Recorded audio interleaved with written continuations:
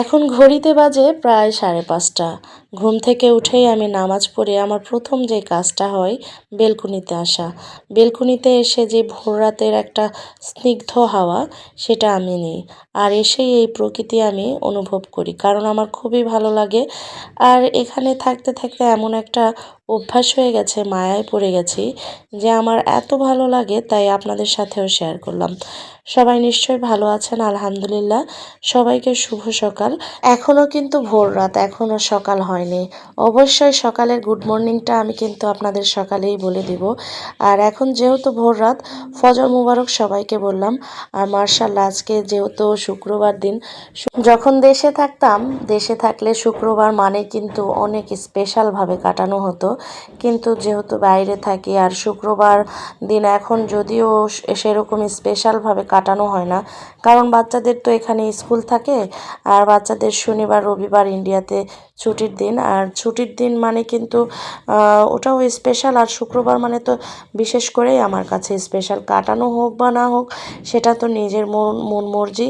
আর আমি চেষ্টা করি প্রতিনিয়তই আমি আমার মতো করে থাকার। সবাইকে শুভ সকাল বলেছিলাম না, সবাইকে কিন্তু শুভ সকালটা একেবারে সকালেই বলে দিব। এই যে মার্শাল্লাহ, এরই মধ্যে কিন্তু আলো দেখেন কত সুন্দর ঝলমল হয়েছে, ঝলমলা আকাশ। আল্লাহ তাআলা চাইলে কত কিছুই না করতে পারেন। মহান আল্লাহ আসলেই তার শুকরিয়া জ্ঞাপন করছি। আর এরই মধ্যে এত সাউন্ড, ভোর ভোর হতে এই যে তারা একেবারে লেগে পড়েছে ভাঙা গড়ার খেলায়। আপনারা কিন্তু কিছুই বুঝতে পারছেন না। দেখেন, আমি আগেও কিন্তু ভিডিওতে আপনাদেরকে এরকম সাইডটা দেখিয়েছিলাম। তারা এখন এই যে বাসাটা আছে সেটা ভেঙে চুরে একাকার করে দিচ্ছে। হয়তো তারা নতুন কোনো বাসা বা অ্যাপার্টমেন্ট এই যে ঠিক এরকম গড়ে তুলবে, তাদের নিজের স্বপ্নের ঠিকানা। আমি আপনাদের সাথে সুন্দর অ্যাপার্টমেন্টটা শেয়ার করলাম আমার বেলকনি থেকে। অবশ্যই কিন্তু আপনারা ভিডিওটা সম্পূর্ণই দেখবেন।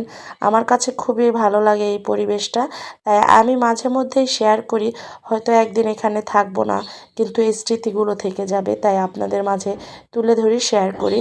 এখন আমি বলতে বলতে কিন্তু আমার রান্নাঘরে চলে আসলাম। রান্নাঘরের জানালাটা খুলে দিলাম, এত রোদ উঠেছে মার্শাল্লাহ। গুয়াহাটিতে যেহেতু দীর্ঘদিন থাকি, গুয়াহাটির আলো বাতাস প্রায় আমার কাছে খুবই চেনা আর খুবই ভালো লাগে। তবে গুয়াহাটি, আসাম এবং মেঘালয় প্রায় মোটামুটি একই, তবে মেঘালয় একটু অন্যরকম। আবার আসামও এখন প্রায় মোটামুটি ওরকমই হয়ে গেছে। দেখেন কত সুন্দর সকালের স্নিগ্ধ বাতাস। আর এরই মধ্যে আবার কাপড়ও দিয়েছি ওয়াশিংয়ে, আর ছেলে মেয়ের জন্য ব্রেকফাস্ট তৈরি করছি। তারা দুই ভাই বোন আজকে চাউমিন নেবে বলেছিল, এই জন্য তাদের খাবারটাই আগে রেডি করছি। এখানে না গরম না ঠান্ডা, তবে ওয়েদারটা মোটামুটি ভালো ছিল জানেন আগে। এখনকার তুলনায় আগে অনেক ওয়েদারটা ভালো ছিল। এখন চতুর্দিকে শুধু অ্যাপার্টমেন্ট গড়ে উঠছে, যার জন্য ধুলোবালি বেশি হয়ে গেছে এবং শীতের যে একটা অন্যরকম আমেজ সেটা প্রায় চলেই গেছে। তবে এখন যেহেতু নভেম্বর মাস, মোটামুটি শীত পড়েছে, তবে আগের তুলনায় শীত একেবারে যে বেশি হয় তা না। আর এই যে বলতে বলতে কিন্তু আমি আমার রান্নাঘর থেকে আপনাদেরকে পুরো আকাশটাও শেয়ার করলাম। এখন ছেলে মেয়ে স্কুলে চলে গিয়েছে, এখন নিজের জন্য একটু ব্রেকফাস্ট তৈরি করে নিচ্ছি। আমার রান্নাঘরে এতগুলো ডিম দেখে আবার কেউ ভাববেন না যে আমি এতগুলো ডিমই খাবো। ডিমগুলো নিয়ে এসেছে আপনাদের ভাইয়া, তাই পরিষ্কার করে আমি বাইরে রাখি। আর আমি কখনোই ডিম ভেজা স্যাঁতসেঁতে ফ্রিজে রাখি না। ফ্রিজে রাখি, তবে অল্প পরিমাণে, আর কিছুটাও বাইরেও রাখি।